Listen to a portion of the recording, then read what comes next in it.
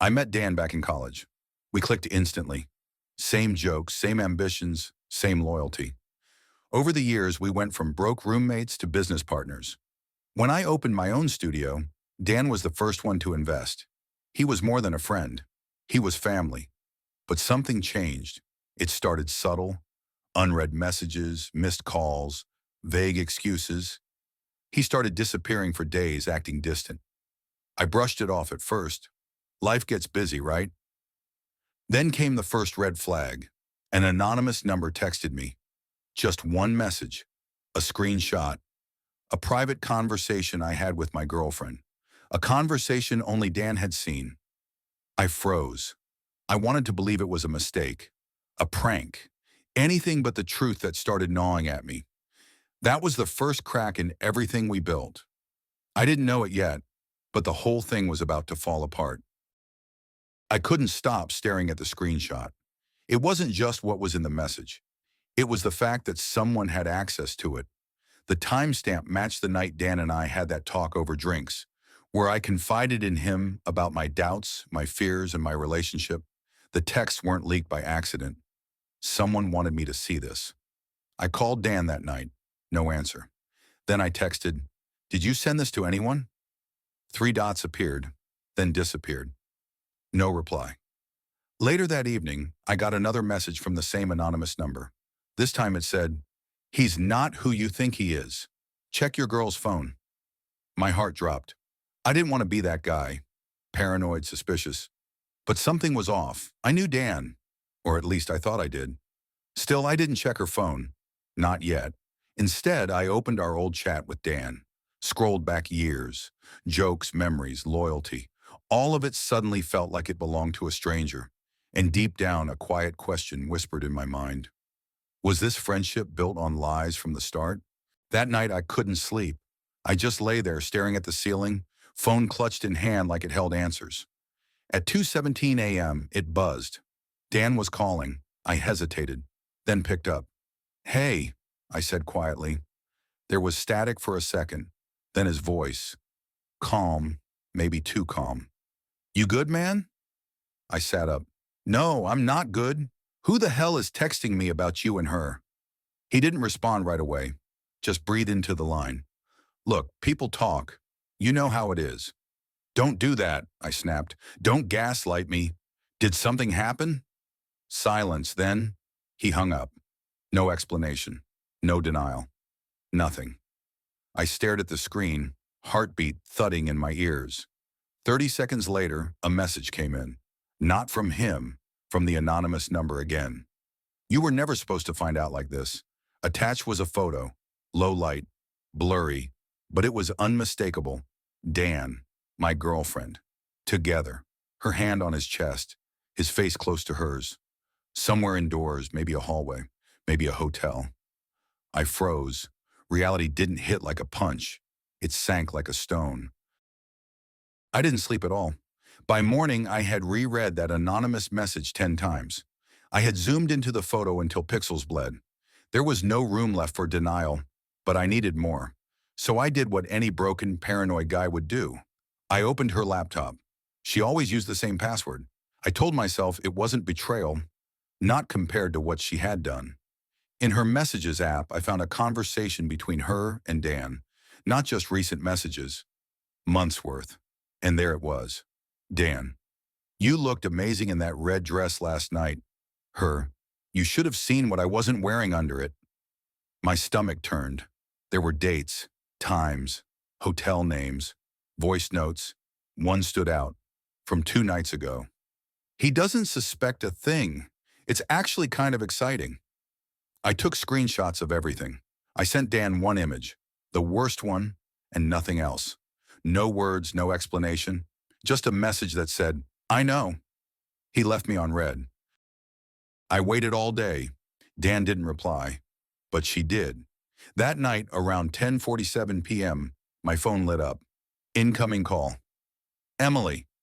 I didn't answer. It rang again, and again, then a text. "We need to talk. I think you know."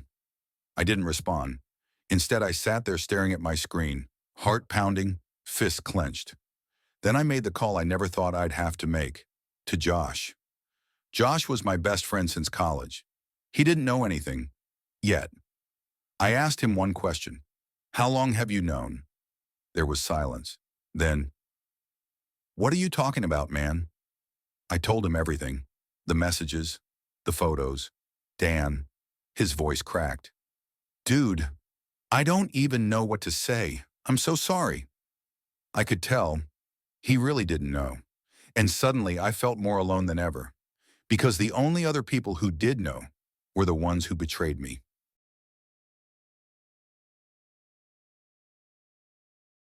The next morning I texted Emily. Meet me at the park. Noon. Just you. She showed up 15 minutes late. Hair perfect, sunglasses on. Calm. Too calm. I stood there, arms crossed. I didn't speak first. She took off her sunglasses and said quietly, So, you know. I nodded. Dan? She hesitated, then. It was a mistake. One time. It didn't mean anything.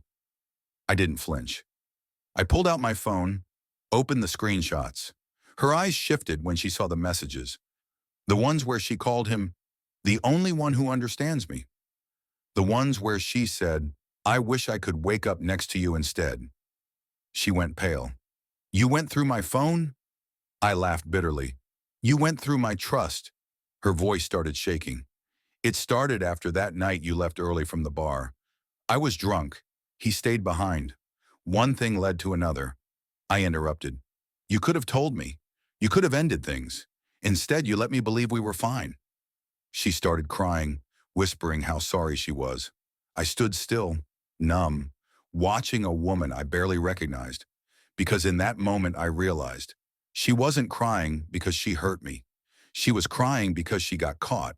That evening, after hours of pacing, I did something I wasn't sure I'd regret. I called Dan. He didn't pick up. I called again.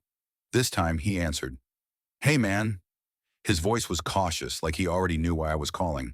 We need to talk, I said, cold and flat. There was a pause. Yeah, I figured. I asked the question straight. How long? He sighed. A couple months. I didn't say anything. I just let the silence sit there like a weight. Then he added, it wasn't supposed to happen. I didn't plan any of it. We were both drunk and... Save it, I cut in. You were my best friend. I still am. That made me laugh. An ugly, bitter laugh. You were sleeping with my girlfriend. That doesn't just happen, Dan. He said nothing. So I said what I'd been holding in. You could have told me. You could have come clean. Instead, you stayed at my house, ate dinner with us, gave me relationship advice, all while sneaking behind my back. He whispered, I didn't want to hurt you. Then why did you? More silence. I guess. I'm just a coward. That part at least he got right. I hung up, not out of anger, but because for the first time in weeks, I felt done. The next few days felt like living under a collapsing ceiling. I didn't say anything publicly, not yet, but the truth has a way of leaking out. Mutual friends started calling. Some had heard rumors. Others were completely blindsided. One of the guys from our basketball group messaged me, Hey man, is it true about Dan and Lily? I didn't respond. That same day, someone posted a group selfie from a party the week before. In the background, blurry but unmistakable, Dan and Lily sitting way too close. Then the group chat started buzzing. At first, everyone was quiet, but one message broke the dam.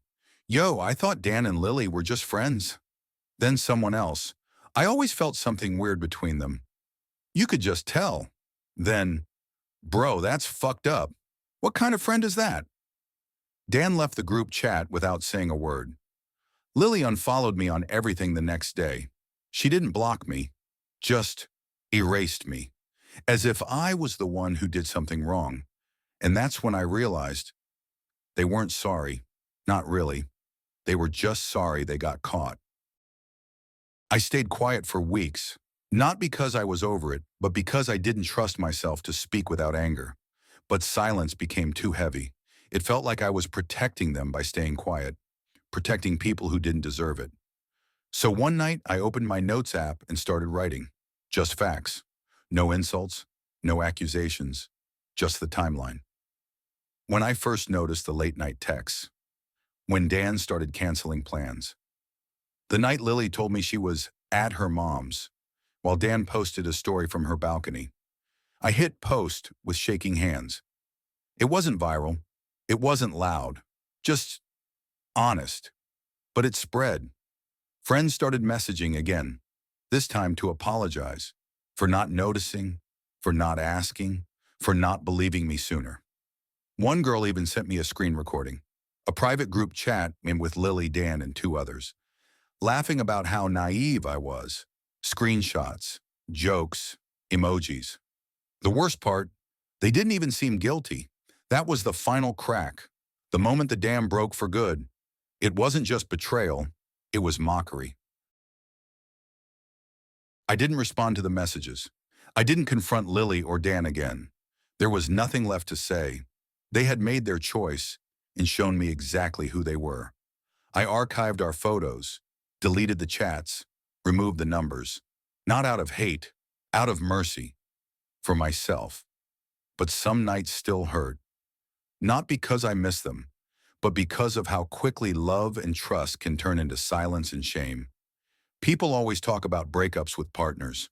No one talks about the pain of losing a friend who knew everything, who knew your family, your past, your worst fears, and still used it all against you. I thought about posting more screenshots, more proof. But what would that do? Revenge doesn't bring peace. Closure isn't something they can give you. So I moved on, quietly, alone, but with dignity. And if someone out there is going through the same, betrayed by the people you trusted most, let me say this. You didn't deserve it. You're not stupid for trusting, and walking away doesn't make you weak. It makes you free.